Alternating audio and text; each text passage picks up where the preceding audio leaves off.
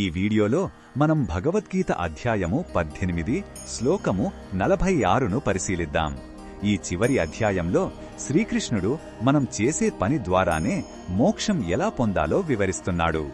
మొదటగా ఈ పవిత్ర శ్లోకాన్ని భక్తితో విందాం.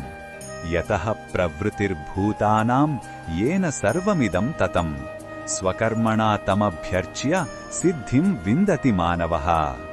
ఈ శ్లోకం అర్థమేమిటంటే, ఏ భగవంతుని నుండి ఈ సమస్త జీవులు పుట్టాయో, ఎవరి శక్తి ఈ విశ్వమంతా నిండి ఉందో, ఆ భగవంతుడిని మన స్వధర్మం అంటే మన కర్తవ్యాన్ని నిర్వర్తించడం ద్వారా పూజించాలి. అలా చేయడం ద్వారా మనిషి పరిపూర్ణతను అంటే సిద్ధిని పొందుతాడు.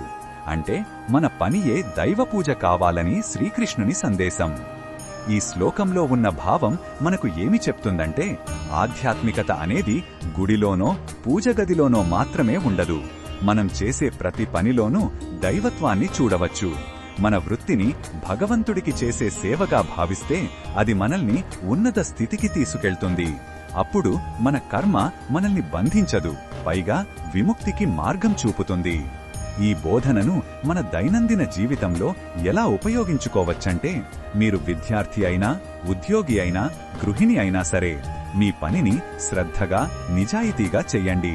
ఈ పనిని నేను భగవంతుడికి అర్పణ చేస్తున్నాను అనే భావనతో చేస్తే ఆ పని భారమనిపించదు. అది మనసుకి శాంతిని, అంతులేని సంతృప్తిని ఇస్తుంది. మరిన్ని భగవద్గీత శ్లోకాల అర్థాన్ని తెలుసుకోవాలంటే మా తదుపరి వీడియోలను తప్పకుండా చూడండి.